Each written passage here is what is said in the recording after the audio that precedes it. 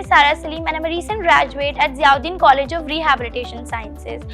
Whenever we go somewhere, we always feel like when the destination is going to arrive, but destination is not important, but the journey is important. So this journey of 5 years at Ziauddin University was amazing. I had so many ups but also downs as well. But this journey made us who we are today. It shaped us and gave us a very bright future. I would like to congratulate all my friends. Congratulations everyone!